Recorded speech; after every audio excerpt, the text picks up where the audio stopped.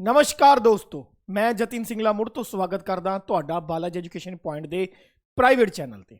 दोस्तों PS TET 2024 जिन्हों लगभग 20 तो 25 दिन बचे ने, उम्मीद करदा तुसी पीएस टैट 2024 की तैयारी दे विच एन गड्ड के लगे होंगे, तन मन धन नाल आपदी तैयारी ते लगे होंगे। थोड़ी छोटी जी हैल्प करने वास्ते SST दे विच अज मैं लैके आया तुहाडे वास्ते इंडियन कॉन्स्टिट्यूशन, भारतीय राजनीति कह लो, भारतीय संविधान कह लो, इंडियन सिविक्स कह लो, उसी तीसरी marathon class, third marathon class. इस तो पहला मैं इंडियन पॉलिटी दी 2 मैराथन क्लासां लगा चुकिया। हर एक क्लास लगभग 1 घंटे की है। दोनों क्लासां का टाइम जे तुसी जोड़ोगे 2-2.25 घंटे का। उहदे विच मैंने लगभग पीएस टैट दे पिछले 10 साल के पेपरां दे आधारित 200 तो ज़्यादा MCQ मोस्ट रिपीट होने वाले क्वेश्चन जिहड़े ने डिस्कस किए ने। जे तुसी हाले तक पहले 2 पार्ट नहीं देखे, कृपया करके पहले 2 पार्ट जरूर देखो, ठीक है जी। अज का लैक्चर शुरू करने तो पहला मैं तुहानू रिक्वेस्ट करूँगा कि मेरी अगले 2 मिनट की वीडियो जरूर देखियो, फिर आप लैक्चर शुरू करांगे। बहुत सारे बच्चे खासकर लेडीज़ मेरे को कॉल करदियां ने, पुछदियां ने भी सर इंडियन पॉलिटी या इंडियन कॉन्स्टिट्यूशन या SST 60 नंबर की आनी है पीएस टैट के पेपर च, उहदी तैयारी करने वास्ते इंपॉर्टेंट क्वेश्चन दे दो, इंपॉर्टेंट MCQ दे दो। एक गल याद रखो, कल्ले MCQ सॉल्व करके तुहाडा कुछ नहीं बनने वाला। जे तुसी थ्योरी पढ़ी हुई है, जे तुसी थ्योरी पढ़ी हुई है ताही MCQ रिवीजन वास्ते तुहाडी हेल्प कर सकता है। अदरवाइज जे तुसी सोचो कि डायरैक्ट मैं कल्ला MCQ करके चल जूँगी, डायरैक्ट मैं कल्ला MCQ करके चला जाऊँगा तो मेरा पीएस टैट क्लीयर हो जाऊगा तो आके मैं भंगड़े पा लूँगा, तो तुसी गलत सोच रहे हो। थ्योरी थोनू पढ़नी पैनी है। मेरी वीडियो का फायदा की है, मैं थोनू अपनी वीडियो दे विच MCQ दे नाल नाल थ्योरी भी डिटेल दे विच दसदा, जिहदे नाल थोड़े 2 फायदे हुंदे ने। एक तो MCQ हो जाते हैं, नाल दी नाल थ्योरी का जिहड़ा भी इंपॉर्टेंट टॉपिक हुंदा है वो भी नाल दी नाल कवर हो जाता है, प्लस जिन्ने भी प्रीवियस ईयर क्वेश्चन उहदे उत्ते आधारित आए हुंदे ने वो भी नाल दी नाल डिस्कस हो जाते हैं, ठीक है जी। जे तुसी साडे चैनल ते नवे हो, कृपया करके चैनल नू सबसक्राइब जरूर कर लो, वीडियो नू लाइक जरूर कर लो, तो कृपया करके इस वीडियो के डिस्क्रिप्शन बॉक्स दे विच साडा टैलीग्राम लिंक दिता होया है, साडा WhatsApp चैनल लिंक दिता होया है, ओनू जरूर ज्वाइन करो। चलो अगे बढ़ते हैं। जे तुसी चाहते हो कि तुहाडी कोई भी मैसेज है, कोई इनक्वायरी है, कोई भी इशू है पीएस टैट के पेपर के रिलेटिड जो मेरे तक पहुँचना चाहिए तो मेथों तुसी कन्फर्म करना चाहते हो, तो तुसी मैनू इंस्टाग्राम ते डायरैक्ट मैसेज कर सकते हो। मेरा इंस्टाग्राम जो हैंडल है Jatin_Singla 10103, ये उत्ते तुसी मैनू DM कर सकते हो। डायरैक्ट मैसेज करन तो बाद विदिन 24 आवर्स थोनू थोड़े मैसेज का रिप्लाई मिल जूगा। Hello, this lecture is presented by me. My name is Jatin Singla. Next, ठीक है जी।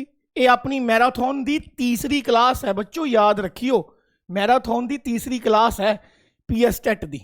नेक्स्ट अगे बढ़ते हैं।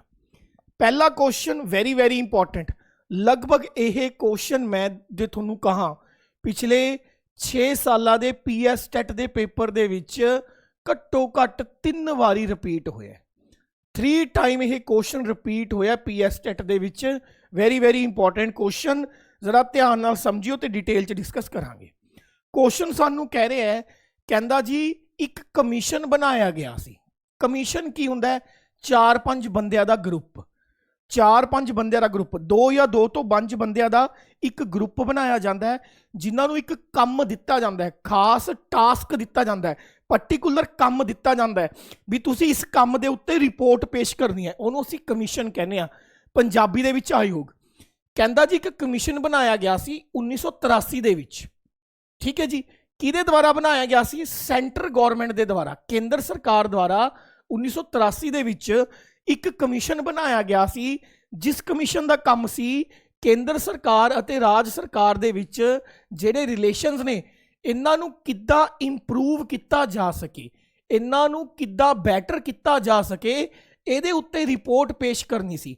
उस कमीशन का नाम दसो जो 1983 च बनाया गया सेंटर गौरमेंट द्वारा, ताकि यूनियन ਅਤੇ ਸਟੇਟ ਦੇ ਵਿਚਕਾਰ ਦੇ ਜੋ ਰਿਲੇਸ਼ਨ ਨੇ ਉਹਨਾਂ ਨੂੰ ਬੈਟਰ ਕੀਤਾ ਜਾ ਸਕੇ।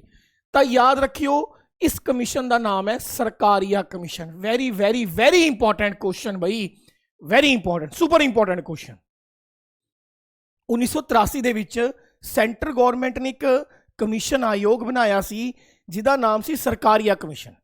इस कमीशन का मेन काम की सी कि असी एक रिपोर्ट पेश करांगे सेंटर गवर्नमेंट नूं ते उहदे विच इह दस्सांगे कि सेंटर गवर्नमेंट किहड़े-किहड़े मेन स्टैप चक्कूगी जिहदे करके सेंटर अते स्टेट दे विचकार जिहड़े रिलेशन खराब हो जांदे ने वो खराब ना होण। केंद्र सरकार अते राज सरकार एक दूजे नूं कोआर्डिनेट करके चले, एक दूजे नूं अंडरस्टैंड करके चले। इहदे उत्ते जिहड़ा कमीशन बनाया गया सी उस कमीशन का नाम सी सरकारिया कमीशन। ਇਹਦੇ ਬਾਰੇ ਆਪਾਂ 2-3 ਗੱਲਾਂ ਹੋਰ ਐਕਸਟਰਾ ਪੜ੍ਹਨੀਆਂ ਨੇ, ਕਿਰਪਾ ਕਰਕੇ ਧਿਆਨ ਨਾਲ ਸਮਝਿਓ। ਆ ਜਾਓ। ਸਰਕਾਰੀਆ ਕਮਿਸ਼ਨ ਦਾ ਜਿਹੜਾ ਹੈੱਡ ਸੀਗਾ ਉਹਦਾ ਨਾਮ ਸੀ RS ਸਰਕਾਰੀਆ। ਠੀਕ ਹੈ, ਇਸ ਕਮਿਸ਼ਨ ਦਾ, ਇਸ ਆਯੋਗ ਦਾ ਜੋ ਹੈੱਡ ਸੀ ਉਸ ਆਯੋਗ ਦੇ ਹੈੱਡ ਦਾ ਨਾਮ ਸੀ RS ਸਰਕਾਰੀਆ। 1983 ਦੇ ਵਿੱਚ ਬਣਿਆ ਸੀ, ਕਿਰਪਾ ਕਰਕੇ ਯਾਦ ਰੱਖਿਓ, ਵੈਰੀ ਵੈਰੀ ਇੰਪੋਰਟੈਂਟ। ਠੀਕ ਹੈ ਜੀ। ਤੇ ਇਹਨਾਂ ਨੇ ਸੈਂਟਰ ਗਵਰਨਮੈਂਟ ਨੂੰ 247 ਰਿਕਮੈਂਡੇਸ਼ਨ ਦਿੱਤੀਆਂ ਸੀ। ਕੇਂਦਰ ਸਰਕਾਰ ਨੂੰ 247 ਸੁਝਾਅ ਦਿੱਤੇ ਸੀ कि जे तुसी ये 247 गल्लां मन लैने हो तो बैटर रहूगा सेंटर अते स्टेट रिलेशन, जिहड़ा केंद्र सरकार अते राज सरकार दे विचकार रिलेशन है वो बैटर हो जाणगे। इनू बैटर करने वास्ते सरकारिया कमीशन ने आपदी रिपोर्ट च टोटल किन्नियां रिकमेंडेशन दित्तियां सी? 247। आ वेरी वेरी इंपॉर्टेंट है। पहला क्वेश्चन, सरकारिया कमीशन किहड़े ईयर च बनिया सी? 1983 च। सरकारिया कमीशन किहदे उत्ते बनिया सी? सेंटर अते स्टेट रिलेशन नूं बैटर करने वास्ते। किन्नियां रिकमेंडेशन दित्तियां सी? 247। उहदे विच्चों मेन रिकमेंडेशन तुसीं याद रखनियां ने। सब तो पहला advocacy of strong centre. Advocacy of strong centre का मतलब की हुंदा है कि भाई सेंटर अते स्टेट एक दूजे नूं अंडरस्टैंड करनगे, लेकिन सेंटर जो है वो हमेशा आपदा अपर हैंड रखूगी। अपर हैंड रखने का मतलब है कि जिहड़ी केंद्र सरकार है वो हमेशा आपदा दबदबा बनाए रखूगी। केंद्र सरकार अते राज सरकार दे विच केंद्र सरकार राज सरकार नूं अंडरस्टैंड करूगी, लेकिन जिवें आपां कहने भी आपदी टंग उपर रखूगी हमेशा। ये पहला पॉइंट है, ये रखना चाहिए। ठीक है जी। दूसरा, इन्हां ने कहा कि एक इंटरस्टेट काउंसल बनाया जाए। इंटरस्टेट काउंसल बनाया जाए। इंटरस्टेट काउंसल की हुंदा है उहदे समझना पऊगा, लैक्चर का लैवल थोड़ा जिहा ज़्यादा होगा, आराम नाल समझियो। इन्हां ने कहा कि जे सेंटर ते स्टेट से रिलेशन वधिया करना है, इंटरस्टेट काउंसल बनाओ। इंटरस्टेट काउंसल की होगा? कहंदा जी भारत दे विच जिन्नियां भी स्टेट्स ने हर एक स्टेट का जिहड़ा CM है वो इंटरस्टेट काउंसल का मैंबर होगा। इंटरस्टेट काउंसल का की होगा? मैंबर होगा। मान लो किसी भी CM नूं सेंटर गवर्नमेंट तो कोई प्रॉब्लम है तो हर साल इंटरस्टेट काउंसल की एक मीटिंग होया करूगी। हर साल इंटरस्टेट काउंसल की एक मीटिंग होया करूगी।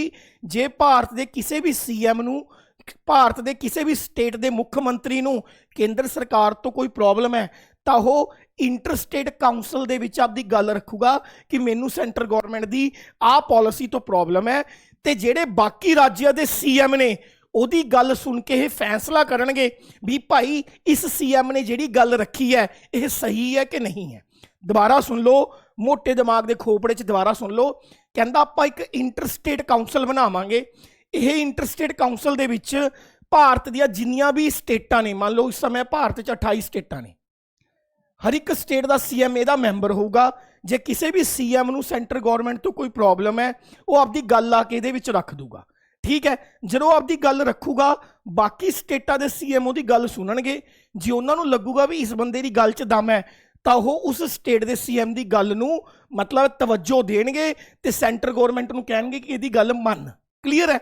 इस तरीके नाल NDC नैशनल डिवेलपमेंट काउंसल बनाने की जो है रिकमेंडेशन की। NDC नैशनल डिवेलपमेंट काउंसल बनाने की रिकमेंडेशन की, जोनल काउंसल बनाने की रिकमेंडेशन की। ठीक है, 3 चीज़ां बनाने की रिकमेंडेशन की जो सब तो मेन ने। Number 1 interstate council, number 2 NDC national development council, number 3 zonal council. एक क्वेश्चन डायरैक्ट आ जाता है कि नैशनल डिवेलपमेंट काउंसल या इंटरस्टेट काउंसल बनाने की रिकमेंडेशन किहड़े कमीशन के अंडर की गई सी? NCERT च क्वेश्चन लिख के घसाया पे है national development council, interstate council ਤੇ ਜ਼ੋਨਲ ਕਾਉਂਸਲ ਬਣਾਉਣ ਦੀ ਰਿਕਮੈਂਡੇਸ਼ਨ ਕਿਹੜੇ ਕਮਿਸ਼ਨ ਦੁਆਰਾ ਕੀਤੀ ਗਈ ਸੀ? ਤਾਂ ਸਰਕਾਰੀਆ ਕਮਿਸ਼ਨ ਦੁਆਰਾ ਕੀਤੀ ਗਈ ਸੀ। ਵੈਰੀ ਇੰਪॉर्टेंट। ठीक है जी। पंजवें पॉइंट ये कह रहे हैं कि अगर सेंटर गवर्नमेंट ने स्टेट दे विच किसी राज दे विच राष्ट्रपति शासन लगाना है तो वह बहुत केयरफुली लगाओगी। एवें नहीं हैगा, मान लो अज सेंटर च बीजेपी की सरकार है, पंजाब दे विच आम आदमी पार्टी की सरकार है, बीजेपी ते आम आदमी पार्टी की बनती नहीं हैगी, तो बीजेपी धक्के नाल पंजाब दे विच प्रेजिडेंट रूल नहीं लगाओगी। ठीक है, ये उहदी रिकमेंडेशन सी सरकारिया कमिशन की भी स्टेट दे विच राष्ट्रपति शासन लगाने तो पहला बहुत ही ज़्यादा केयरफुली जो है तुसी चीज़ों को ऑब्जर्व करोगे। कृपया करके ये गल याद रखियो। ठीक है, दोबारा सुन लो, कोई काल ही नहीं, घंटे की थां ते 1.5 घंटे की क्लास हो जू। सरकारिया कमिशन ने इन्नी बार पेपर च क्वेश्चन पूछा ना जिहदा कोई हद नहीं। सरकारिया कमिशन कद बनिया सी? सरकारिया कमिशन 1983 च बनिया सी। सरकारिया कमिशन किस वास्ते बनाया गया सी? सेंटर गवर्नमेंट और स्टेट गवर्नमेंट दे विच रिकमेंडेशन करना, किस तरीके नाल रिलेशन बैटर किया जा सके, इस चीज़ उत्ते रिकमेंडेशन करने वास्ते बनाया गया सी। सरकारिया कमिशन ने टोटल कितनियां रिकमेंडेशन कीतियां सी? 247। सरकारिया कमिशन ने किनू किनू बनाने की सिफारिश की सी? इंटरस्टेट काउंसल बनाने की सिफारिश की सी, नैशनल डिवेलपमेंट काउंसल बनाने की सिफारिश की सी, ते जोनल काउंसल बनाने की सिफारिश की सी। कृपया करके ये गल जरूर याद रखा जाए। ठीक है जी। नैक्सट आ जाओ, होर एक्सट्रा गल्लां आपां की याद रखनियां ने उरे, एक्सट्रा गल्लां जो पॉलिटी के उत्ते आपां एक्सट्रा याद रखनियां ने। एक टॉपिक PS टैट की SST दे विच पुछदा है प्लैनिंग कमीशन। याद रखियो की पुछदा बच्चों, प्लैनिंग कमीशन। वैसे प्लैनिंग कमीशन इंडियन इकोनॉमी का हिस्सा है, पर तुहाडे पेपर दे विच प्लैनिंग कमीशन नूं पॉलिटी च पूछा गया बहुत बार। पहला क्वेश्चन, प्लैनिंग कमीशन का आइडिया किहड़े देश के संविधान तो लिता गया सी? प्लैनिंग कमीशन का आइडिया USSR तो लिता गया सी, रशिया कह लो। प्लैनिंग कमीशन का आइडिया किहड़े देश के संविधान तो लिता गया सी? रशिया के संविधान तो लिता गया सी। याद रखियो। क्लीयर है। नैक्सट, प्लैनिंग कमीशन का मेन काम की है? प्लैनिंग कमीशन का मेन एम हुंदा सी 5 ईयर प्लैन, पंचवर्षी योजना। पंचवर्षी योजना, 5 साली योजना बनाना। वेरी इंपॉर्टेंट क्वेश्चन कि इंडिया दे विच 5 ईयर प्लैन बनाने की जिम्मेदारी, 5 साली योजना बनाने की जिम्मेदारी किहदी सी? तां ओह प्लैनिंग कमीशन दी सी। याद रखियो। क्लीयर। अगला क्वेश्चन सानू साडे पेपर दे विच बहुत बार रिपीट हुंदा है कि प्लैनिंग कमीशन कद बनिया सी? 2 बार क्वेश्चन आया है। प्लैनिंग कमीशन बनिया सी 15 मार्च 1950 नूं। In which year planning commission was formed? तां प्लैनिंग कमीशन 15 मार्च 1950 नूं बनिया सी। प्लैनिंग कमीशन जिन्हों पंजाबी च योजना आयोग कहा जाता है, इनू बनाने का जो आइडिया सी प्यारे बच्चों, वो रशिया के संविधान तो लिता गया सी, जिन्हों आप USSR भी कह दिंदे आ। ठीक है जी। नैक्सट, प्लैनिंग कमीशन का मेन एम की सी? 5 साली योजना बनाना, 5 ईयर प्लैन। क्लीयर है। प्लैनिंग कमीशन कद बनिया? 15 मार्च 1950 नूं।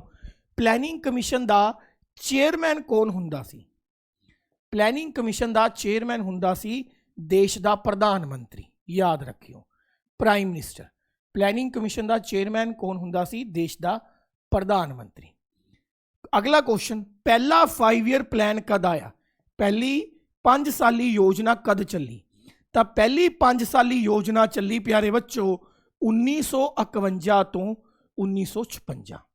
याद रखना, फर्स्ट 5 ईयर प्लैन कद चलिया? 1951 तो 1956।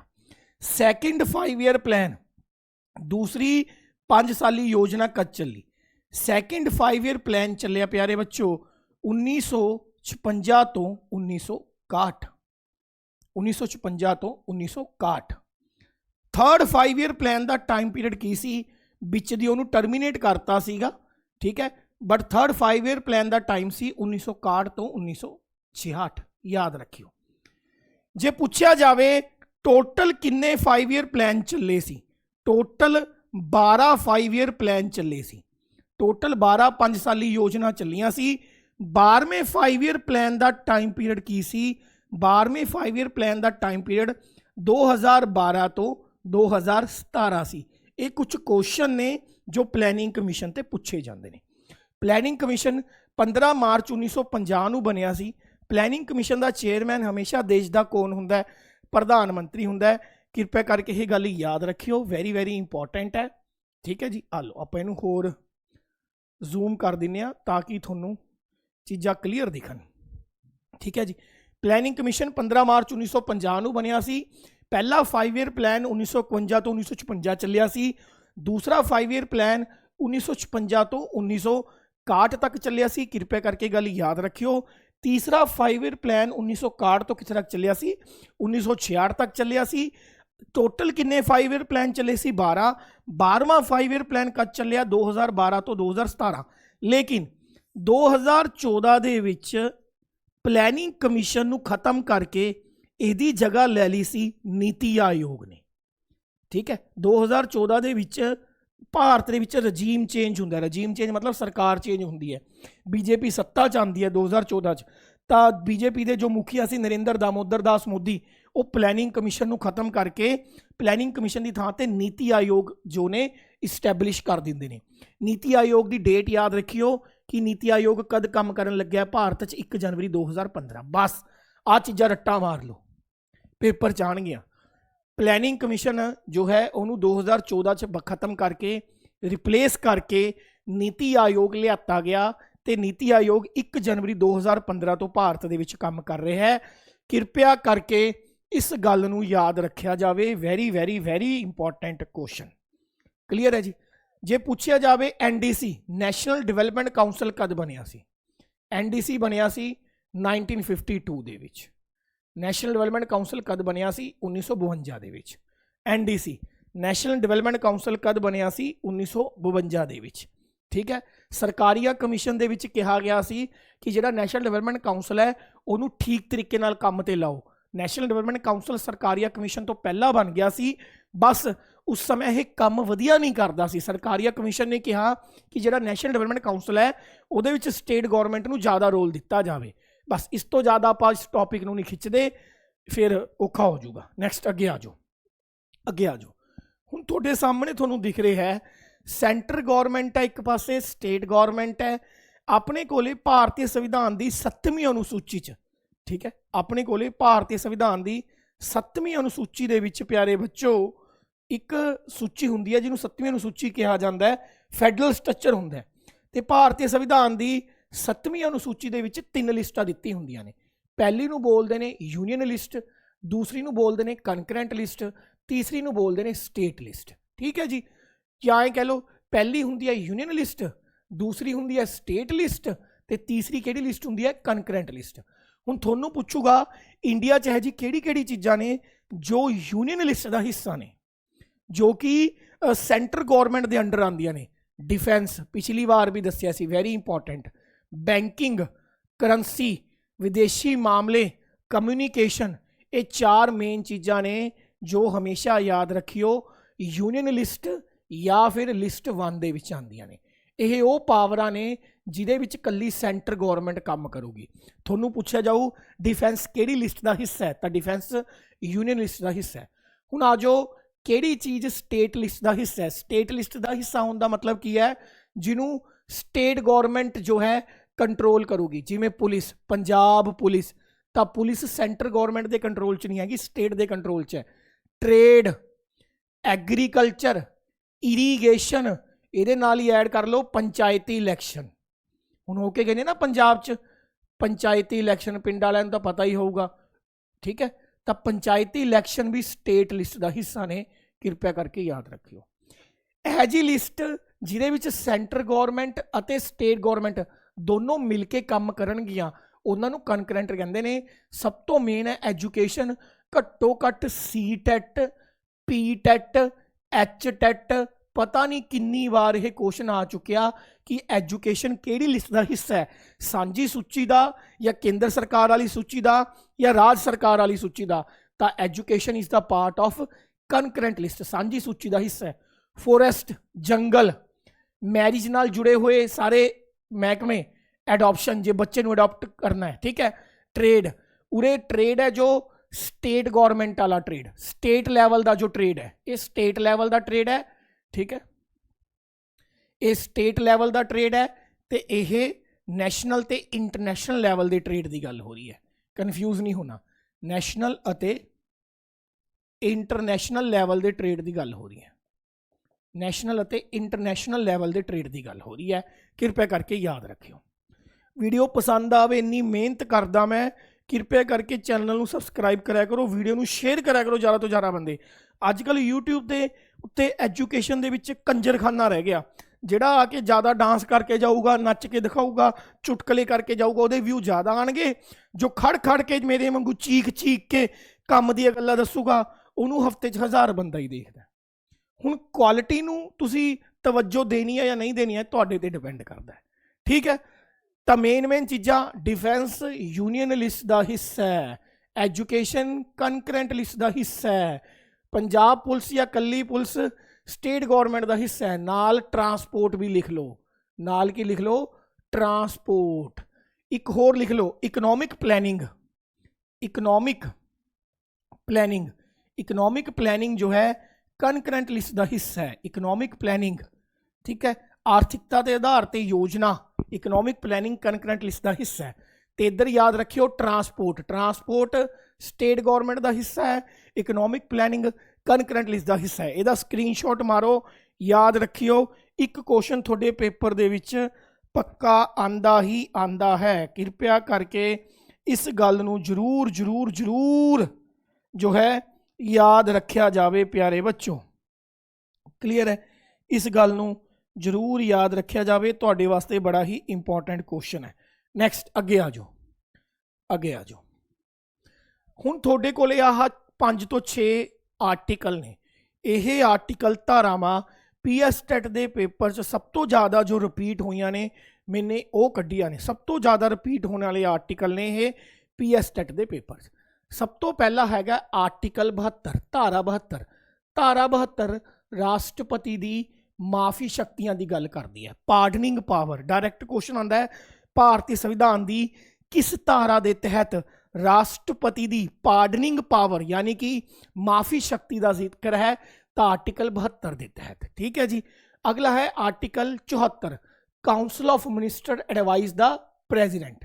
हुण इहदे विच यह कहा गया है कि जिहड़ा साडे देश का राष्ट्रपति है, प्रेजिडेंट है, उन्होंने यह गल कंपलसरी है कि वो कोई भी फैसला काउंसिल ऑफ मिनिस्टर की मंजूरी तो बगैर नहीं लै सकता। वो कोई भी फैसला काउंसिल ऑफ मिनिस्टर की परमिशन तो बगैर नहीं लै सकता। तो जिहड़ा काउंसिल ऑफ मिनिस्टर का हैड हुंदा है, उही देश का की हुंदा है, प्रधानमंत्री। उही देश का की हुंदा है, प्रधानमंत्री। तो डायरैक्ट क्वेश्चन आजू, भारतीय संविधान की किहड़ी धारा दे विच यह कंपलसरी ओबलीगेटरी किया गया है कि देश का राष्ट्रपति कोई भी डिसीजन लैन तो पहला प्रधानमंत्री या उहदे मंत्रिमंडल के नाल जो है वार्तालाप करेगा, तो वो आर्टिकल 74 च कहा गया। Article 76 attorney general of India, very very important question. Attorney general of India जिन्होंने भारत का फस्ट लॉ ऑफिसर कहा जाता है, भारतीय संविधान के अंडर इनू first law officer of India कहा जाता है। Direct question, attorney general of India की धारा केड़ी है, first law officer of India किनू कहा जाता है, तो first law officer of India attorney general of India नू कहा जाता है। याद रखियो article 108 very important, joint sitting of the parliamentary house. Article 108 joint sitting इन्नी बार पूछी गई है। देखो जे मैं उहदे जॉइंट सिटिंग समझाने लग गया तो मैनू 20 मिनट लगणगे, ठीक है। तुसीं सिर्फ याद रखना है कि भारतीय संविधान की जिहड़ी जॉइंट सिटिंग है, जिस लोक सभा प्लस राज्य सभा दोनों के मैंबर कट्ठे होके एक थां ते बहिंदे ने, ठीक है। उहदा आर्टिकल की है 108। मनी बिल, भारतीय संविधान दे विच मनी बिल की परिभाषा किहड़े आर्टिकल के अंडर दी गई है, 110। यूनियन बजट, हर साल सरकार जो है साल के स्टार्टिंग दे विच बजट पेश करती होंदी है, फरवरी च यूनियन बजट बोलते हैं। तो याद रखियो भारतीय संविधान च बजट नाम का कोई शब्द ही नहीं हैगा। तो भारतीय संविधान दे विच जिहड़ा बजट है उन्होंने बोलते हैं annual financial statement. Very important question, very very important question. ਤਾਂ ਤੁਹਾਨੂੰ ਡਾਇਰੈਕਟ ਕੁਐਸਚਨ ਆਊ ਕੇਂਦਰ ਸਰਕਾਰ ਹਰ ਸਾਲ ਫਰਵਰੀ ਦੇ ਮਹੀਨੇ ਦੇ ਵਿੱਚ ਜਿਹੜਾ ਯੂਨੀਅਨ ਬਜਟ ਪੇਸ਼ ਕਰਦੀ ਹੈ ਉਹਨੂੰ ਕਿਸ ਨਾਮ ਦੇ ਨਾਲ ਜਾਣਿਆ ਜਾਂਦਾ ਹੈ? ਐਨੂਅਲ ਫਾਈਨੈਂਸ਼ੀਅਲ ਸਟੇਟਮੈਂਟ, ਭਾਰਤੀ ਸੰਵਿਧਾਨ ਦੀ ਧਾਰਾ 112। ਦੁਬਾਰਾ ਸੁਣ ਲਓ ਮੇਰੇ ਵੀਰੋ, ਵੈਰੀ ਵੈਰੀ ਇੰਪॉर्टेंट क्वेश्चन ने, वैरी इंपॉर्टेंट क्वेश्चन ने सारे, ठीक है। सब तो पहला आर्टिकल 72, आर्टिकल 72 की कहता है कि राष्ट्रपति की माफी शक्तियां, ठीक है, the pardoning power of the president. Direct question आऊगा कि किस धारा के तहत राष्ट्रपति की माफी शक्तियां का जिक्र किया गया है? तो आर्टिकल 72 के तहत, ठीक है। धारा 74, धारा 74 सानू कहती है कि जिहड़ा देश का राष्ट्रपति है वो कोई भी फैसला काउंसल ऑफ मिनिस्टर की परमिशन तो बगैर नहीं लै सकता। तो काउंसल ऑफ मिनिस्टर का नेता कौन हुंदा है? देश का प्रधानमंत्री। अटॉर्नी जनरल ऑफ इंडिया का आर्टिकल की है? अटॉर्नी जनरल ऑफ इंडिया का आर्टिकल है प्यारे बच्चों 76। तो अटॉर्नी जनरल ऑफ इंडिया नूं होर की कहा जाता है? अटॉर्नी जनरल ऑफ इंडिया नूं कहा जाता है first law officer of India. की कहा जाता है? First law officer of India. अगला जो article 108 joint sitting, joint sitting दोनों हाउस में एक थां ते बना लिता जाता है तो ਉਹਦੇ ਵਿੱਚ बिल पास किया जाता है। जॉइंट सीटिंग, जॉइंट सीटिंग ते ना मैं दो गल्लां दस सकदा जिन्हों तुसीं लिख के रट्टा मार लेना। अगला कि जिहड़ा जॉइंट सीटिंग हुंदा है ਉਹਦੀ अध्यक्षता कौन करदा है? स्पीकर ऑफ लोक सभा। जॉइंट सीटिंग का हैड कौन हुंदा है? स्पीकर ऑफ लोक सभा। याद रखियो, बस एक चीज़ आ याद रख लो। मनी बिल का article 110, union budget annual financial statement के नाम नाल आर्टिकल 112, आर्टिकल 123 सुपर इंपॉर्टेंट बाबे, सुपर इंपॉर्टेंट। राष्ट्रपति की अध्यादेश शक्तियां, ordinance power of the president comes under which article. हुण ऑर्डीनेंस जे तुहानूं नहीं पता तो बस फिर तुहाडा PS टैट क्लीयर नहीं हुंदा। इहनूं बोलदे ने अद्धा आदेश, राष्ट्रपति का अद्धा आदेश, ठीक है। The ordinance power of the president of India comes under the article 123। तो ऑर्डीनेंस का मैक्सीमम टाइम कितना हुंदा है? बहुत बार पूछ लेंदे ने। ऑर्डीनेंस का मैक्सीमम टाइम हुंदा है 6 मंथ। किसी भी ऑर्डीनेंस नूं लागू करन दा मैक्सीमम टाइम हुंदा 6 मंथ ते किसी भी ऑर्डीनेंस नूं लागू करके हटाण दा मिनिमम टाइम हुंदा 6 वीक, 6 हफ्ते। याद रखना, ऑर्डीनेंस जो है राष्ट्रपति की एक पावर है जिहदे तहत वो किसी भी कानून नूं देश की संसद दे विच पास कराए बिना 6 महीनों तक बदोबद लागू करके रख सकता है। इसलिए कहा जाता है राष्ट्रपति की ऑर्डीनेंस पावर मैक्सीमम 6 महीनों की है तो मिनिमम किन्ने दी है? 6 हफ्तियां की। याद रखियो, very very important. Article 148 CAG controller and auditor general of India, very important. सारे आर्टिकल इंपॉर्टेंट ने, एक थोनों इन्हां 5-6 चों जरूर मिलूगा। CAG controller and auditor general, central government का मेन लेखाकार, मेन लेखा जोखाकार आर्टिकल 148 के अंदर आता है, ठीक है। दोबारा सुन लो, बारी बारी तां बोल रहे हैं कि 6 के 6 आर्टिकल जो 8 के 8 धारावां ने थोड़े भेजे च पै जाण। राष्ट्रपति की pardoning power comes under the article 72, ठीक है। प्रेजिडेंट सारा काम काउंसिल ऑफ मिनिस्टर की सलाह ना करेगा, article 74। Attorney general of India का आर्टिकल 76, जॉइंट सीटिंग का आर्टिकल 108, मनी बिल का आर्टिकल 110, एनुअल फाइनैंशियल स्टेटमेंट का article 112, ordinance power of the president, राष्ट्रपति की अध्यादेश शक्तियां comes under the article 123, and CAG controller and auditor general of India comes under the article 148। Comes under the article 148। Screenshot ले लो, इहदा फटाफट screenshot ले लो। नैक्सट अगे बढ़ते हैं। हाँ जी, हुण साडे संविधान दे विच 6 फंडामेंटल राइट्स ने। डायरैक्ट क्वेश्चन आ जाता है कि भारतीय संविधान दे विच टोटल किन्ने फंडामेंटल राइट्स हैं? तो याद रखियो, भारतीय संविधान दे विच at present total 6 fundamental right ने। हुण जद साडा संविधान बनिया सी उस समय फंडामेंटल राइट्स की संख्या 7 सी, लेकिन इस वक्त फंडामेंटल राइट्स की संख्या प्यारे बच्चों सिर्फ और सिर्फ कितनी है? 6 है। ये बारे भी आप डिस्क्राइब करांगे, डिटेल दे विच डिस्कशन करांगे। इस वीडियो का एक बार स्क्रीनशॉट लेना है तो ले लो, ठीक है जी। पहली चीज़ जो आप याद रखनी है, नंबर 1, ਐਟ ਪ੍ਰੈਜ਼ੈਂਟ ਕਿੰਨੇ ਫੰਡਾਮੈਂਟਲ ਰਾਈਟ ਨੇ? 6। ਐਟ ਪ੍ਰੈਜ਼ੈਂਟ ਕਿੰਨੇ ਫੰਡਾਮੈਂਟਲ ਰਾਈਟ ਨੇ? 6। ओरिजिनल संविधान च टोटल किन्ने फंडामेंटल राइट सी? 7। पहला फंडामेंटल राइट है साडे कोले राइट टू इक्वैलिटी। पहला फंडामेंटल राइट है साडे कोले राइट टू इक्वैलिटी। ठीक है जी, वेरी वेरी इंपॉर्टेंट। ठीक है, एक चीज़ होर याद रखियो कि जेडे साडे कोले फंडामेंटल राइट ने भारतीय संविधान के भाग 3 च आंदे ने। धारा 12 तो लैके 35 तक। धारा 12 तो लैके 35 तक है जिहड़ी फंडामेंटल राइट्स की गल करती है। Very very important. किनवें भाग का हिस्सा हैं फंडामेंटल राइट्स? तो फंडामेंटल राइट्स भारतीय संविधान के भाग 3 का हिस्सा हैं। तो यह किहड़ी धारा तो लैके किहड़ी धारा तक जाते हैं? तो फंडामेंटल राइट्स धारा 12 तो लैके 35 तक जाते हैं। याद रखियो, वेरी वेरी इंपॉर्टेंट। हुण जिहड़ी धारा 12 ते 13 ये तो फंडामेंटल राइट्स की डेफिनेशन दिंदी है, परिभाषा, या कह लो मौलिक अधिकारां की इंट्रोडक्शन दिंदी है। डेफिनेशन दिंदी है या कह लो की दिंदी है? इंट्रोडक्शन। असली फंडामेंटल राइट्स जिहड़े ने वो आर्टिकल 14 तो शुरू होंदे ने। सब तो पहला फंडामेंटल राइट है राइट टू इक्वैलिटी, धारा 14 तो लैके 18 तक। याद रखियो, दूसरी वीडियो दे विच मैंने सारे फंडामेंटल राइट डिस्क्राइब किते सी, उरे उपरों दसूंगा। ठीक है, पहला फंडामेंटल राइट है राइट टू इक्वैलिटी, धारा 14 तो लैके 18 तक। दूसरा फंडामेंटल राइट है राइट टू फ्रीडम, धारा 19 तो लैके 22 तक। ये साडा दूसरा फंडामेंटल राइट है। ठीक है, धारा 19 तो लैके 22 तक। दोबारा सुन लो, फंडामेंटल राइट्स असी USA के संविधान तो लिते ने, भारतीय संविधान के भाग 3 का हिस्सा ने। धारा 12 तो लैके 35 तक जाते हैं। धारा 12 ते 13 article 12 and 13 only gives the definition and the introduction of the fundamental right. धारा 12 ते 13 भारतीय संविधान के मौलिक अधिकारां की सिर्फ परिभाषा ते मुढ़ली जानकारी देंदे ने। असली फंडामेंटल राइट जिहड़े ने धारा 14 तो शुरू होंदे ने, 14 तो लैके 18 तक ये पहला फंडामेंटल राइट है राइट टू इक्वैलिटी। 19 तो लैके 22 तक ये दूसरा फंडामेंटल राइट है राइट टू फ्रीडम। नैक्सट है right against exploitation, rights against exploitation, शोषण के खिलाफ अधिकार, धारा 23 तो लैके 24 तक।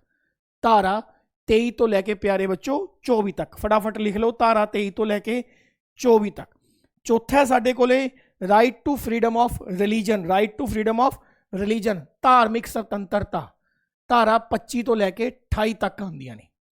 Right to freedom of religion. ठीक है जी। पंजवां है साडे कोले cultural and educational right, cultural and educational right, ये साडे कोले 5th है जी। कल्चरल एंड एजुकेशनल राइट, धारा 29 तो लैके 30 तक, धारा 29 तो लैके 30 तक। ते जिहड़ा आर्टिकल 31 सी राइट टू प्रॉपर्टी, मैं पिछली वीडियो च दस्सिया सी कि जिहड़ा right to property fundamental right हुंदा सी, उहनूं भारतीय संविधान की अमेंडमेंट 44th अमेंडमेंट 1978 के तहत फंडामेंटल राइट्स की कैटागरी चों कढ के लीगल राइट्स की कैटागरी च पाता सी। तां राइट टू प्रॉपर्टी हुण फंडामेंटल राइट नहीं रहा, राइट टू प्रॉपर्टी हुण फंडामेंटल राइट नहीं रहा, इनू फंडामेंटल राइट्स की कैटागरी चों कढ के लीगल राइट्स की कैटागरी च पाता सी। ते लीगल राइट्स दे विच इहदा आर्टिकल हो गया 300A, लीगल राइट्स दे विच इहदा आर्टिकल हो गया 300A। ठीक है, लास्ट है जी right to constitutional remedies, right to constitutional remedies article 32, article 32। ठीक है, बाकी बचे हुए आर्टिकल जिमें 33, 34, 35 ये भारतीय संविधान की रिट्स, रिट का जिक्र है, रिट्स का जिक्र है। रिट्स 5 रिटा होंदियां ने, हैबियस कॉर्बस, प्रोहिबिशन, सैरिटोरिया, है ना, मैंडामस, इस तरीके नाल वो सारी रिट्स का जिक्र है। कृपया करके ये गल याद रखियो। Very very very very very important question, very very important question. Next आ जाओ अगे। ठीक है जी, इस तो पहला कि आप अगे वधिए, ये 2-4 चीज़ा होर एक्सट्रा आपां नूं लिखण वास्ते जगह मिल जे। 2-4 चीज़ा एक्सट्रा मैं होर दसनियां ने तुहानूं। हाँ, कित्थे लिखोगे उरे लिख लो। ठीक है, हुण 2-3 चीज़ां एक्सट्रा याद रखियो जो PS टेट के पेपर च पुछदा है। 4-5 रेवोल्यूशनस जो इंपॉर्टेंट रेवोल्यूशनस ने, जिमें ग्रीन रेवोल्यूशन, हरी क्रांति। ठीक है, ग्रीन रेवोल्यूशनस ते आम क्वेश्चन आ जाता है। हरी क्रांति के जनक किहनूं कहा गया? ਡਾਕਟਰ ਨੋਰਮਨ ਬੋਰਲਾਗ, ਡਾਕਟਰ ਨੋਰਮਨ ਬੋਰਲਾਗ ਨੂੰ ਹਰਿਤ ਕ੍ਰਾਂਤੀ ਦੇ ਜਨਕ ਕਿਹਾ ਗਿਆ। ਨੋਰਮਨ ਬੋਰਲਾਗ ਨੂੰ non as the father of green revolution in the world. ਅਗਰ ਪੁੱਛੇ ਗ੍ਰੀਨ ਰੈਵੋਲੂਸ਼ਨ ਦੇ ਫਾਦਰ ਇੰਡੀਆ 'ਚ ਕਿਹਨੂੰ ਕਿਹਾ ਗਿਆ, MS ਸਵਾਮੀਨਾਥਨ ਨੂੰ, MS ਸਵਾਮੀਨਾਥਨ ਨੂੰ father of green revolution in India ਕਿਹਾ ਗਿਆ, ਯਾਦ ਰੱਖਿਓ। ਠੀਕ ਹੈ ਜੀ, ਡਾਕਟਰ ਨੋਰਮਨ ਬੋਰਲਾਗ ਨੂੰ father of green revolution in the world ਕਿਹਾ ਗਿਆ, MS ਸਵਾਮੀਨਾਥਨ ਨੂੰ father of green revolution in India ਕਿਹਾ ਗਿਆ। ਗ੍ਰੀਨ ਰੈਵੋਲੂਸ਼ਨ ਜੋ ਹੈ ਐਗਰੀਕਲਚਰ ਦੇ ਨਾਲ ਜੁੜਿਆ ਹੋਇਆ ਹੈ, ਕਿਰਪਾ ਕਰਕੇ ਯਾਦ ਰੱਖਿਓ। ਤੇ ਗ੍ਰੀਨ ਰੈਵੋਲੂਸ਼ਨ ਸਭ ਤੋਂ ਜ਼ਿਆਦਾ ਜਿਹੜੀਆਂ ਦੋ ਫਸਲਾਂ 'ਚ ਕਾਮਯਾਬ ਹੋਇਆ ਸੀ ਉਹ ਸੀ ਇੱਕ ਵੀਟ ਯਾਨੀ ਕਿ ਗੇਹੂੰ ਜਾਂ ਕਣਕ, ਤੇ ਦੂਸਰਾ ਸਭ ਤੋਂ ਜ਼ਿਆਦਾ ਸਕਸੈਸਫੁਲ ਹੋਇਆ ਸੀ ਰਾਈਸ 'ਚ। ਇੱਕ ਕਣਕ ਦੇ ਵਿੱਚ ਸਕਸੈਸਫੁਲ ਹੋਇਆ ਸੀ ਗ੍ਰੀਨ ਰੈਵੋਲੂਸ਼ਨ, ਇੱਕ ਇਹ ਸਕਸੈਸਫੁਲ ਹੋਇਆ ਸੀ ਰਾਈਸ ਯਾਨੀ ਕਿ ਚਾਵਲ 'ਚ। ਠੀਕ ਹੈ, ਹੁਣ ਕੀ ਯਾਦ ਰੱਖਣਾ ਹੈ, ਦੋ ਚਾਰ ਗੱਲਾਂ ਹੋਰ ਐਕਸਟਰਾ ਯਾਦ ਰੱਖਣੀਆਂ। ਭਾਰਤ ਵਿੱਚ ਸਭ ਤੋਂ ਵੱਧ ਕਣਕ ਕੌਣ ਪੈਦਾ ਕਰਦਾ ਹੈ, ਵੀਟ, ਯੂਪੀ। ਭਾਰਤ ਵਿੱਚ ਚਾਵਲ ਸਭ ਤੋਂ ਜ਼ਿਆਦਾ ਕਿੱਥੇ ਪੈਦਾ ਹੁੰਦਾ ਹੈ, ਵੈਸਟ ਬੰਗਾਲ, ਪੱਛਮੀ ਬੰਗਾਲ। ਭਾਰਤ ਵਿੱਚ ਸ਼ੂਗਰ ਕੇਨ, ਗੰਨਾ ਕਹਿ ਲਓ, ਸ਼ੂਗਰ ਕੇਨ, ਗੰਨਾ ਸਭ ਤੋਂ ਜ਼ਿਆਦਾ ਕਿੱਥੇ ਪੈਦਾ ਹੁੰਦਾ ਹੈ, ਯੂਪੀ 'ਚ। ਸਭ ਤੋਂ ਵੱਧ ਭਾਰਤ 'ਚ ਆਲੂ ਕਿੱਥੇ ਪੈਦਾ ਹੁੰਦਾ ਹੈ, ਆਲੂ, ਪੋਟੈਟੋ, ਇਹ ਵੀ ਸਭ ਤੋਂ ਜ਼ਿਆਦਾ ਪੈਦਾ ਹੁੰਦਾ ਹੈ ਯੂਪੀ 'ਚ, ਯਾਦ ਰੱਖਿਓ। ਠੀਕ ਹੈ, ਭਾਰਤ ਵਿੱਚ ਸਭ ਤੋਂ ਜ਼ਿਆਦਾ ਬਾਜਰਾ, ਬਾਜਰਾ ਕਿੱਥੇ ਪੈਦਾ ਹੁੰਦਾ ਹੈ, ਰਾਜਸਥਾਨ 'ਚ, ਰਾਜਸਥਾਨ 'ਚ। ਇਹ ਵੀ ਕੁਐਸਚਨ ਇੰਪੋਰਟੈਂਟ ਹੈ। ਠੀਕ ਹੈ, ਭਾਰਤ ਵਿੱਚ ਸਭ ਤੋਂ ਜ਼ਿਆਦਾ ਜੂਟ, ਜੂਟ ਕੀ ਹੁੰਦਾ ਹੈ, ਸਾਡੇ ਇੱਧਰ ਸੇਬਾ ਜਾਂ ਸੁਤਲੀ ਕਹਿ ਦਿੰਦੇ ਨੇ, ਸੁਤਲੀ ਰੱਸੀ ਜੀ ਹੁੰਦੀ ਹੈ ਭੂਰੇ ਰੰਗ ਜਿਹੜੀ ਬੰਨਣ ਦੇ ਕੰਮ ਆਉਂਦੀ ਹੈ, ਇਹ ਸਭ ਤੋਂ ਜ਼ਿਆਦਾ ਵੈਸਟ ਬੰਗਾਲ 'ਚ ਹੁੰਦੀ ਹੈ। ਭਾਰਤ ਵਿੱਚ ਸਭ ਤੋਂ ਜ਼ਿਆਦਾ ਕੌਫੀ ਕਿੱਥੇ ਹੁੰਦੀ ਹੈ, ਕੌਫੀ ਹੁੰਦੀ ਹੈ ਕਰਨਾਟਕਾ 'ਚ। ਭਾਰਤ 'ਚ ਸਭ ਤੋਂ ਜ਼ਿਆਦਾ ਚਾਹ ਕਿੱਥੇ ਹੁੰਦੀ ਹੈ, ਚਾਹ, ਚਾਹ ਤੁਹਾਨੂੰ ਪਤਾ ਹੈ ਅਸਾਮ ਦੇ ਵਿੱਚ ਹੁੰਦੀ ਹੈ। ਟੀ ਸਭ ਤੋਂ ਜ਼ਿਆਦਾ ਪੂਰੇ ਭਾਰਤ 'ਚ ਕਿੱਥੇ ਹੁੰਦੀ ਹੈ, ਤਾਂ ਟੀ ਪੂਰੇ ਭਾਰਤ 'ਚ ਸਭ ਤੋਂ ਜ਼ਿਆਦਾ ਅਸਾਮ 'ਚ ਹੁੰਦੀ ਹੈ। ਦੁਬਾਰਾ ਸੁਣ ਲਓ, ਚਾਵਲ ਸਭ ਤੋਂ ਜ਼ਿਆਦਾ ਵੈਸਟ ਬੰਗਾਲ 'ਚ, ਕਣਕ ਸਭ ਤੋਂ ਜ਼ਿਆਦਾ ਯੂਪੀ 'ਚ, ਗੰਨਾ ਸਭ ਤੋਂ ਜ਼ਿਆਦਾ ਯੂਪੀ 'ਚ, ਸ਼ੂਗਰ ਕੇਨ, ਆਲੂ, ਪੋਟੈਟੋ ਯੂਪੀ 'ਚ, ਬਾਜਰਾ ਰਾਜਸਥਾਨ 'ਚ, ਜੂਟ ਜਿਹਨੂੰ ਸੇਬਾ ਜਾਂ ਸੁਤਲੀ ਕਹਿ ਦਿੰਦੇ ਨੇ ਵੈਸਟ ਬੰਗਾਲ 'ਚ, ਕੌਫੀ ਕਰਨਾਟਕਾ 'ਚ, ਚਾਹ ਸਭ ਤੋਂ ਜ਼ਿਆਦਾ ਅਸਾਮ 'ਚ ਹੁੰਦੀ ਹੈ, ਸਪਾਈਸਿਸ ਮਸਾਲੇ, ਠੀਕ ਹੈ, ਕੇਰਲਾ 'ਚ ਹੁੰਦੇ ਨੇ। ਸਪਾਈਸਿਸ ਮਸਾਲੇ ਸਭ ਤੋਂ ਜ਼ਿਆਦਾ ਕਿੱਥੇ ਹੁੰਦੇ ਨੇ, ਕੇਰਲਾ ਦੇ ਵਿੱਚ ਹੁੰਦੇ ਨੇ। ਪਲਸਿਸ ਦਾਲਾਂ, ਸਾਰੇ ਤਰੀਕੇ ਦੀਆਂ ਦਾਲਾਂ ਸਭ ਤੋਂ ਜ਼ਿਆਦਾ ਮਹਾਰਾਸ਼ਟਰ 'ਚ ਹੁੰਦੀਆਂ ਨੇ, ਸਭ ਤੋਂ ਜ਼ਿਆਦਾ ਕਿੱਥੇ ਹੁੰਦੀਆਂ ਨੇ, ਮਹਾਰਾਸ਼ਟਰ 'ਚ ਹੁੰਦੀਆਂ ਨੇ। ਕਿਰਪਾ ਕਰਕੇ ਯਾਦ ਰੱਖਿਓ, ਕਿਰਪਾ ਕਰਕੇ ਯਾਦ ਰੱਖਿਓ। ਮਿਲਕ, ਮਿਲਕ ਦੀ ਪ੍ਰੋਡਕਸ਼ਨ 'ਚ ਨੰਬਰ 1 ਹੈ ਹਰਿਆਣਾ, ਸਾਡਾ ਛੋਟਾ ਭਾਈ ਗਵਾਂਢੀ ਹਰਿਆਣਾ। ਮਿਲਕ ਦੀ ਪ੍ਰੋਡਕਸ਼ਨ 'ਚ ਨੰਬਰ 1 ਤੇ ਆਉਂਦਾ ਹੈ ਹਰਿਆਣਾ। ਇਹ ਸਾਰੀ ਚੀਜ਼ਾਂ ਪੁੱਛਦਾ ਹੈ ਹਰੀ ਕ੍ਰਾਂਤੀ ਬਾਰੇ। Father of green revolution in the world doctor Norman Borlaug, father of green revolution in India doctor Swaminathan. Green revolution ਸਭ ਤੋਂ ਜ਼ਿਆਦਾ ਕਿਹੜੀ ਦੋ ਫਸਲਾਂ 'ਚ ਆਇਆ ਸੀ, ਵੀਟ ਅਤੇ ਰਾਈਸ ਦੇ ਵਿੱਚ ਆਇਆ ਸੀ। ਠੀਕ ਹੈ, ਹੋਰ ਆ ਜਾਓ, ਹੋਰ ਆ ਜਾਓ। ਵਾਈਟ ਰੈਵੋਲੂਸ਼ਨ ਇੰਨਾ ਪੁੱਛਿਆ ਗਿਆ ਨਾ ਪੇਪਰ 'ਚ। ਵਾਈਟ ਰੈਵੋਲੂਸ਼ਨ, ਜਿਹੜਾ ਵਾਈਟ ਰੈਵੋਲੂਸ਼ਨ ਹੈ ਇਹ ਜੁੜਿਆ ਹੋਇਆ ਮਿਲਕ ਨਾਲ, ਦੁੱਧ ਅਤੇ ਦੁੱਧ ਤੋਂ ਬਣਨ ਵਾਲੇ ਪ੍ਰੋਡਕਟ ਜਿਹਨੂੰ ਆਪਾਂ ਡੈਰੀ ਪ੍ਰੋਡਕਟ ਕਹਿ ਰਹੇ ਹਾਂ, ਦੁੱਧ ਵਾਲੀ ਡੈਰੀ ਹੁੰਦੀ ਹੈ ਨਾ, ਡੈਰੀ ਪ੍ਰੋਡਕਟ ਨਾਲ। ਤੇ ਵਾਈਟ ਰੈਵੋਲੂਸ਼ਨ ਦੇ ਫਾਦਰ ਕਿਹਨੂੰ ਕਿਹਾ ਗਿਆ ਹੈ, ਡਾਕਟਰ ਵਰਗਿਸ਼ ਕੁਰੇਨ ਨੂੰ। Doctor Verghese Kurien is known as the father of white revolution. Doctor Verghese Kurien is known as the father of white revolution. ਚਿੱਟੀ ਕ੍ਰਾਂਤੀ ਦੇ ਜਨਕ ਕਿਹਾ ਗਿਆ ਹੈ ਕਿਹਨੂੰ, ਡਾਕਟਰ ਵਰਗਿਸ਼ ਕੁਰੇਨ ਨੂੰ। ਇੰਪੋਰਟੈਂਟ ਚੀਜ਼ ਹੈ, ਕਿਰਪਾ ਕਰਕੇ ਇਹ ਗੱਲ ਯਾਦ ਰੱਖਿਓ। ਵਾਈਟ ਰੈਵੋਲੂਸ਼ਨ ਦੇ ਨਾਲ ਓਪਰੇਸ਼ਨ ਫਲੱਡ ਜੁੜਿਆ ਹੋਇਆ। ਬਹੁਤ ਵਾਰ ਕੁਐਸਚਨ ਆਉਂਦਾ ਹੈ ਓਪਰੇਸ਼ਨ ਫਲੱਡ ਕਿਹੜੇ ਰੈਵੋਲੂਸ਼ਨ ਦਾ ਹਿੱਸਾ ਹੈ, ਤਾਂ ਓਪਰੇਸ਼ਨ ਫਲੱਡ ਵਾਈਟ ਰੈਵੋਲੂਸ਼ਨ ਦਾ ਹਿੱਸਾ ਹੈ। ਓਪਰੇਸ਼ਨ ਫਲੱਡ ਕਿਹੜੇ ਰੈਵੋਲੂਸ਼ਨ ਦਾ ਹਿੱਸਾ ਹੈ, ਵਾਈਟ ਰੈਵੋਲੂਸ਼ਨ ਦਾ। ਨੈਕਸਟ ਆ ਜੋ ਯੈਲੋ ਰੈਵੋਲੂਸ਼ਨ, ਯੈਲੋ ਰੈਵੋਲੂਸ਼ਨ। ਠੀਕ ਹੈ, ਯੈਲੋ ਰੈਵੋਲੂਸ਼ਨ। ਪੀਲੀ ਕ੍ਰਾਂਤੀ ਕਿਹਦੇ ਨਾਲ ਜੁੜੀ ਹੋਈ ਹੈ, ਆਇਲ ਸੀਡਸ, ਤੇਲ ਦੇਣ ਵਾਲੇ ਬੀਜਾਂ ਨਾਲ। ਆਇਲ ਸੀਡਸ ਜਿਹੜੇ ਬੀਜਾਂ ਤੋਂ ਸਾਨੂੰ ਤੇਲ ਮਿਲਦਾ ਹੈ ਉਹਦੀ ਕ੍ਰਾਂਤੀ ਨੂੰ ਯੈਲੋ ਰੈਵੋਲੂਸ਼ਨ ਕਹਿੰਦੇ ਨੇ, ਜਿਵੇਂ ਸਰੋਂ। ਠੀਕ ਹੈ, ਯੈਲੋ ਰੈਵੋਲੂਸ਼ਨ ਕਿਹਾ ਜਾਂਦਾ ਹੈ, ਕਿਰਪਾ ਕਰਕੇ ਯਾਦ ਰੱਖਿਓ। ਨੈਕਸਟ ਰੱਖਿਓ, ਕੁਐਸਚਨ ਆ ਜਾਂਦਾ ਹੈ ਬਲੂ ਰੈਵੋਲੂਸ਼ਨ, ਨੀਲੀ ਕ੍ਰਾਂਤੀ।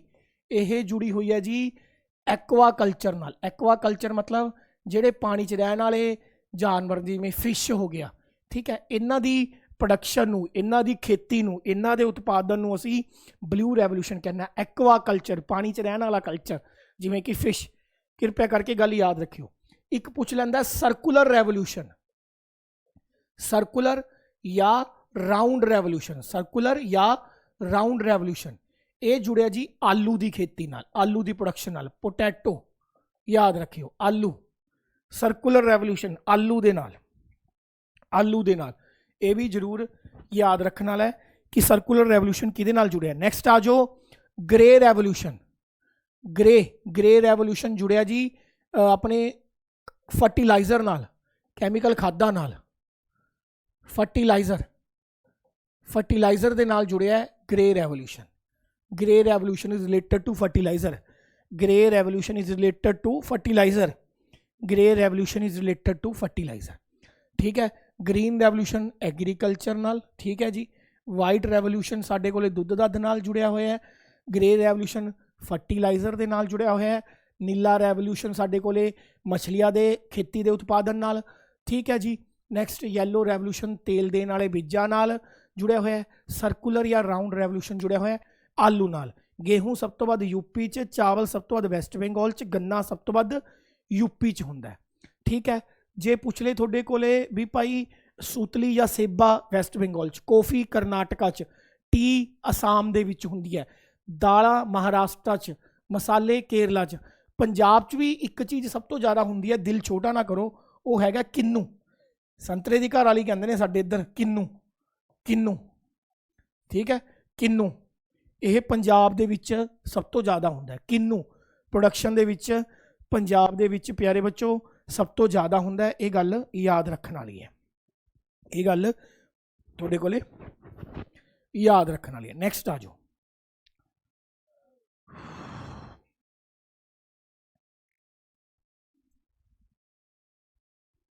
ठीक है जी। होर आ जाओ। अगला क्वेश्चन लेने जी दूसरा। कहता which one of the following schedule is not matched correctly. इन्हां विचों किहड़ा शेड्यूल है जो करैक्टली मैच नहीं हैगा। अज मैं तुहानूं एक ट्रिक दसूंगा जिहदे नाल तुहानूं सारे शेड्यूल्स याद हो जाणगे। ठीक है। याद रखियो जद संविधान बनिया सी उद संविधान दे मूल रूप च यानी कि ओरिजिनल संविधान च शेड्यूल्स अनुसूचियां की संख्या 8 सी। एट प्रेजेंट भारतीय संविधान दे विच अनुसूचियां की संख्या 12 है। ये पहला क्वेश्चन है। संविधान के मूल रूप च अनुसूचियां की संख्या कितनी सी? 8। एट प्रेजेंट भारतीय संविधान दे विच अनुसूचियां की संख्या कितनी है? तो 12 है। याद रखियो। ट्रिक याद रखनी है टीयर्स, TEARS, टीयर्स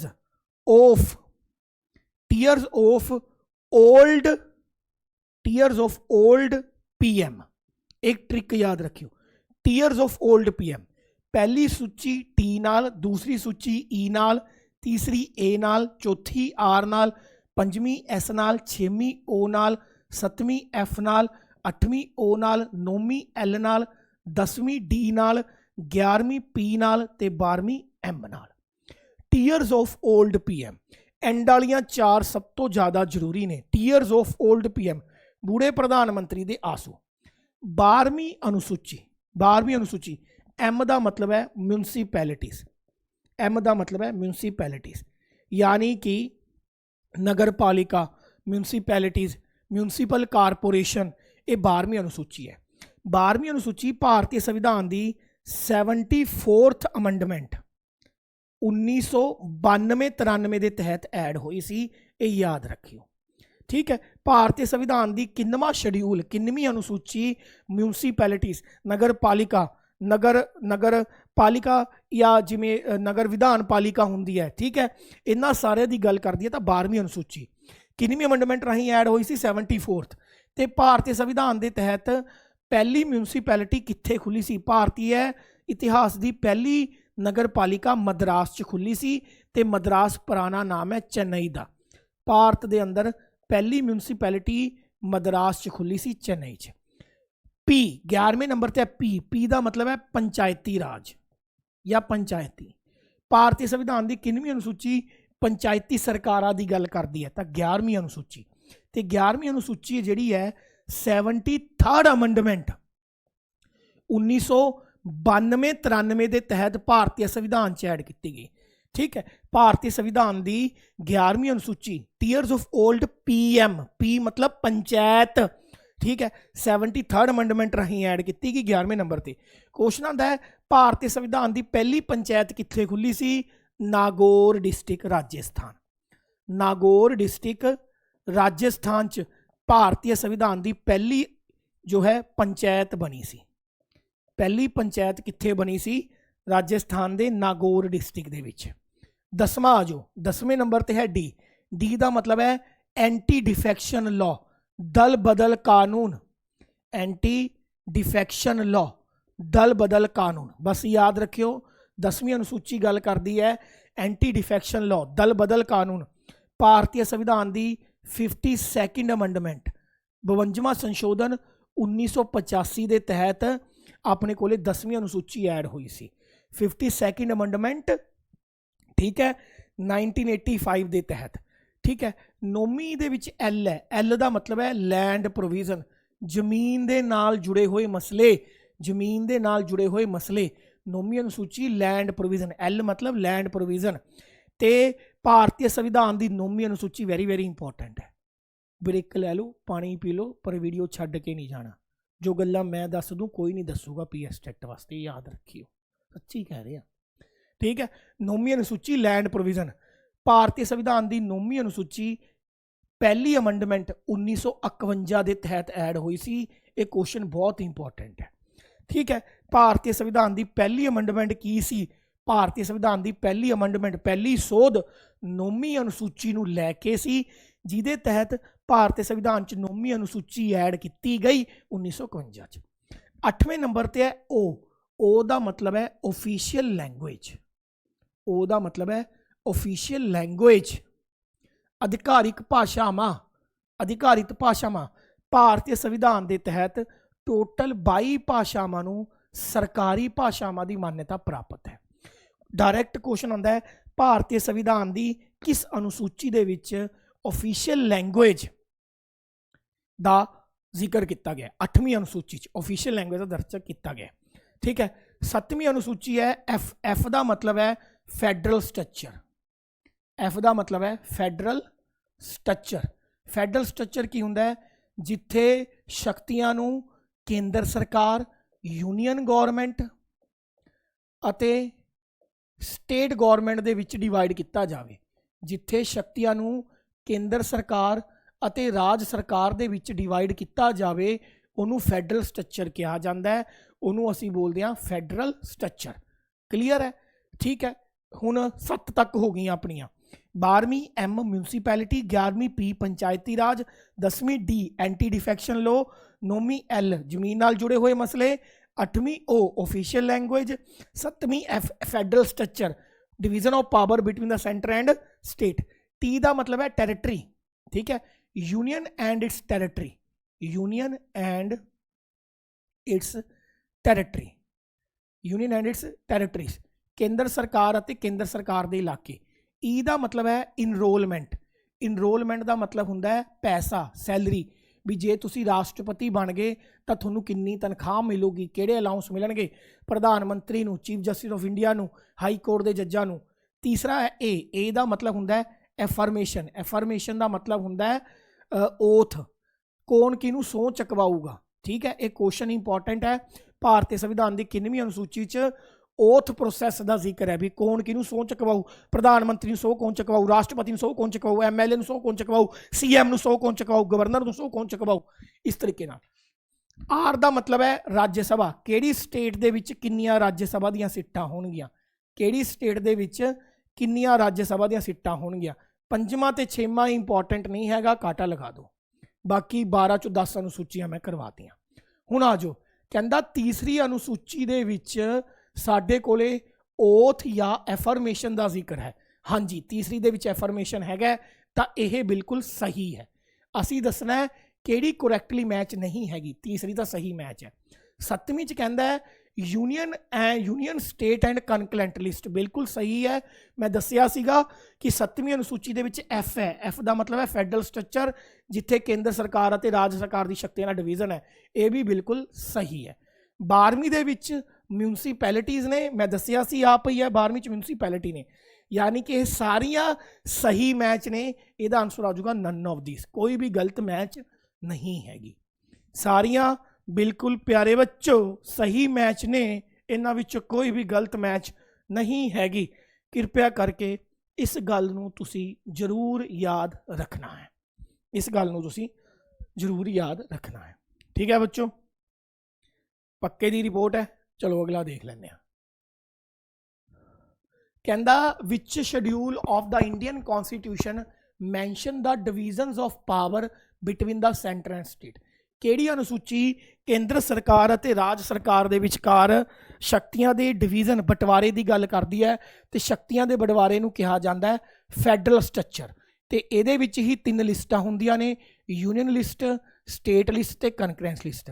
ਤੇ ਮੈਂ ਦੱਸ ਚੁੱਕਿਆ ਇਹ ਭਾਰਤੀ ਸੰਵਿਧਾਨ ਦੀ ਕਿੰਨਵੀਂ ਅਨੁਸੂਚੀ ਹੈ, 7ਵੀਂ। ਤਾਂ ਆਨਸਰ ਆ ਜਾਊਗਾ ਤੁਹਾਡੇ ਕੋਲੇ ਡੀ, ठीक है जी। तो आंसर आ जाऊ थोड़े कोले डी।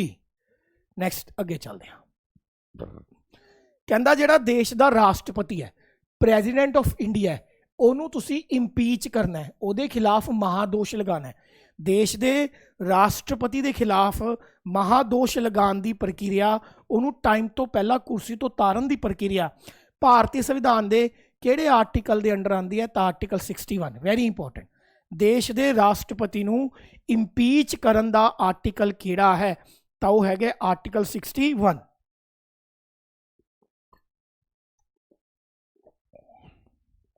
वाहेगुरू, क्लीयर है जी। आर्टिकल 61 कुछ क्वेश्चन जो प्रेजिडेंट ते याद रखोगे। प्रेजिडेंट की तनख्वाह कितनी होंदी है? 5 लाख रुपए महीना एट प्रेजेंट। प्रेजिडेंट आपदा अस्तीफा किहनूं दिंदा है? राष्ट्रपति आपदा अस्तीफा दिंदा है वाइस प्रेजिडेंट नूं, ते वाइस प्रेजिडेंट आपदा अस्तीफा दिंदा है प्रेजिडेंट नूं। वाइस एंड वर्सा हुंदा है। राष्ट्रपति आपदा अस्तीफा उप राष्ट्रपति नूं दऊगा, तो उप राष्ट्रपति आपदा अस्तीफा राष्ट्रपति नूं दऊगा। प्रेजिडेंट नूं सौं कौन चकवांदा है? प्रेजिडेंट नूं सौं चकवांदा है chief justice of India. Chief justice of India supreme court का सब तो वड्डा जज, chief justice of India. President नूं फस्ट सिटीजन ऑफ इंडिया भी कहा जाता है, फस्ट सिटीजन ऑफ इंडिया, देश का पहला नागरिक कहा जाता है। Head of the armed force, राष्ट्रपति नूं असी head of the armed forces भी कहने, head of the armed forces, हथियारबंद सेनावां दा मुखिया, head of the armed forces कहा जाता है। किनू? प्रेजिडेंट नूं, head of the armed forces. Next याद रखियो कि जिहड़ा साडे देश का प्रेजिडेंट हुंदा है, यह 5 साल वास्ते चुनिया जाता है, तो राष्ट्रपति नूं चुनन की जिहड़ी प्रक्रिया हुंदी है उहनूं इनडायरैक्ट मैथड कहंदे ने। राष्ट्रपति नूं चुनन की जिहड़ी प्रक्रिया हुंदी है उहनूं इनडायरैक्ट मैथड कहा जाता है। किहड़ा मैथड कहा जाता है? राष्ट्रपति नूं चुनन की प्रक्रिया नूं we call them indirect method. की कहंदे ने? Indirect method. नैक्सट आ तुसीं स्क्रीनशॉट लैना है। राष्ट्रपति के नाल जुड़े हुए जिन्ने महत्वपूर्ण आर्टिकल ने प्यारे बच्चों आ पे ने, इस तो बाहर कुछ नहीं आता। राष्ट्रपति के नाल जुड़े हुए जिन्ने भी इंपॉर्टेंट आर्टिकल ने मैं फटाफट दसूँगा, क्योंकि हुण मेरी एनर्जी हो रही है लैस, वीडियो होगी लगभग घंटे की। फटाफट स्क्रीनशॉट ले लो, मेरी फोटो ना ले लो, खड़ जाओ। मैं पहला बाल जे सैट कर ला, फिर मेरी फोटो नाल स्क्रीनशॉट जे ले लियो। ये आ लो, ठीक है, आ जाओ। सब तो पहला आर्टिकल है आर्टिकल 52। नहीं जी, सब तो पहला देश का जिहड़ा राष्ट्रपति है ਉਹਦੇ सारे कामां नूं भारतीय संविधान के भाग 5 च लिखिया गया। नैक्सट क्वेश्चन आऊगा, राष्ट्रपति का उल्लेख भारतीय संविधान के किन्नवें भाग च है? 5वें भाग च। ते राष्ट्रपति किहड़े आर्टिकल तो लैके किहड़े आर्टिकल दे विच लिखिया गया? धारा 52 तो लैके 78 तक, ठीक है। आर्टिकल 52 तो लैके 78 तक जिन्ने भी आर्टिकल ने पार्ट 5 दे विचों सारे प्रेजिडेंट बारे ने, ठीक है। सब तो पहला आर्टिकल 52 की कहता है द प्रेजिडेंट ऑफ इंडिया, कि देश दे विच एक राष्ट्रपति होगा, ठीक है। आर्टिकल 54 एंड 55 आ इंपॉर्टेंट है। आर्टिकल 54 ते 55 यह राष्ट्रपति के इलैक्शन का प्रोसैस दसते हैं। Article 54 and 55 talks about the election process of the president of India, ते देश के राष्ट्रपति का इलैक्शन प्रोसीजर आयरलैंड के संविधान तो लिता गया है। ये मैं पिछली वीडियो च दस्या होया है। ਦੇਸ਼ ਦੇ ਵਿੱਚ ਰਾਸ਼ਟਰਪਤੀ ਨੂੰ ਚੁਣਨ ਦੀ ਜਿਹੜੀ ਪ੍ਰਕਿਰਿਆ ਹੈ ਉਹ ਧਾਰਾ 54 ਤੇ 55 ਚ ਦੱਸੀ ਗਈ ਹੈ ਤੇ ਇਹ ਧਾਰਾ ਅਸੀਂ ਆਇਰਲੈਂਡ ਦੇ ਸੰਵਿਧਾਨ ਤੋਂ ਲਿੱਤੀ ਹੈ। ਆਰਟੀਕਲ 56 ਇਹ ਦੱਸਦਾ ਹੈ ਕਿ ਰਾਸ਼ਟਰਪਤੀ ਜੋ ਹੈ ਕਿੰਨੇ ਟਾਈਮ ਵਾਸਤੇ ਚੁਣਿਆ ਜਾਊਗਾ, terms of the office of the president. ਨਾਲ ਦੀ ਨਾਲ ਇਹ ਵੀ ਦੱਸਦਾ ਹੈ ਕਿ ਇੱਕ ਰਾਸ਼ਟਰਪਤੀ ਕਿੰਨੀ ਵਾਰ ਰਾਸ਼ਟਰਪਤੀ ਬਣ ਸਕਦਾ ਹੈ। ਉਦਾਹਰਨ ਦੇ ਤੌਰ ਤੇ ਹੁਣ USA ਦੇ ਵਿੱਚ ਇਲੈਕਸ਼ਨ ਹੋਏ ਨੇ, ਡੋਨਲਡ ਟਰੰਪ 47th ਪ੍ਰੈਜ਼ੀਡੈਂਟ ਬਣੇ ਨੇ। USA ਦੇ ਵਿੱਚ ਇੱਕ ਵਿਅਕਤੀ ਵੱਧੋ ਵੱਧ 2 ਵਾਰ ਰਾਸ਼ਟਰਪਤੀ ਬਣ ਸਕਦਾ ਹੈ, ਲੇਕਿਨ ਇੰਡੀਆ ਦੇ ਵਿੱਚ ਕੋਈ ਵੀ ਵਿਅਕਤੀ ਜਿੰਨੀ ਮਰਜ਼ੀ ਵਾਰ ਰਾਸ਼ਟਰਪਤੀ ਬਣ ਜੇ, ਉਹ ਕੀ 'ਚ ਦੱਸਿਆ ਗਿਆ? ਆਰਟੀਕਲ 56 ਦੇ ਵਿੱਚ। ਕਲੀਅਰ ਹੈ ਜੀ। ਅਗਲਾ ਆ ਜਾਓ, ਆਰਟੀਕਲ 61 ਦੇ ਵਿੱਚ ਇੰਪੀਚਮੈਂਟ ਆਫ ਦਾ ਪ੍ਰੈਜ਼ੀਡੈਂਟ ਦੱਸੀ ਗਈ ਹੈ, ਵੈਰੀ ਵੈਰੀ ਇੰਪੋਰਟੈਂਟ ਹੈ। ਠੀਕ ਹੈ। ਆਰਟੀਕਲ 65 ਦੇ ਵਿੱਚ ਦੱਸਿਆ ਗਿਆ ਕਿ ਜਿਹੜਾ ਦੇਸ਼ ਦਾ ਵਾਈਸ ਪ੍ਰੈਜ਼ੀਡੈਂਟ ਹੈ ਉਹ ਪ੍ਰੈਜ਼ੀਡੈਂਟ ਬਣ ਸਕਦਾ ਹੈ 6 ਮਹੀਨਿਆਂ ਵਾਸਤੇ ਜੇ ਰਾਸ਼ਟਰਪਤੀ ਨੂੰ ਕੁਝ ਹੋ ਜੇ, ਰਾਸ਼ਟਰਪਤੀ ਦੀ ਡੈਥ ਹੋ ਜੇ, ਰਾਸ਼ਟਰਪਤੀ ਦੀ ਕੈਜੂਅਲ ਮੌਤ ਹੋ ਜੇ ਤਾਂ ਦੇਸ਼ ਦੇ ਉੱਪ ਰਾਸ਼ਟਰਪਤੀ ਨੂੰ 6 ਮਹੀਨਿਆਂ ਵਾਸਤੇ ਕੀ ਬਣਾ ਦਾਂਗੇ? ਰਾਸ਼ਟਰਪਤੀ ਬਣਾ ਦਾਂਗੇ। ਆ ਸਾਰੇ ਆਰਟੀਕਲ ਨੇ ਯਾਰ, ਇਹਨੂੰ ਦੇਖ ਲਓ, ਇਹਦਾ ਸਕਰੀਨਸ਼ਾਟ ਲੈ ਲਓ, ਅਗਲੀ ਵਾਰ ਮੈਂ ਜ਼ਿਆਦਾ ਐਕਸਪਲੇਨ ਕਰ ਦੂੰਗਾ। ਹੋਰ ਮੇਰੇ ਕੋਲ એનર્ਜੀ ਹੈ ਨਹੀਂ, ਚੈਨਲ ਨੂੰ ਸਬਸਕ੍ਰਾਈਬ ਕਰ ਲਿਓ। Thank you so much.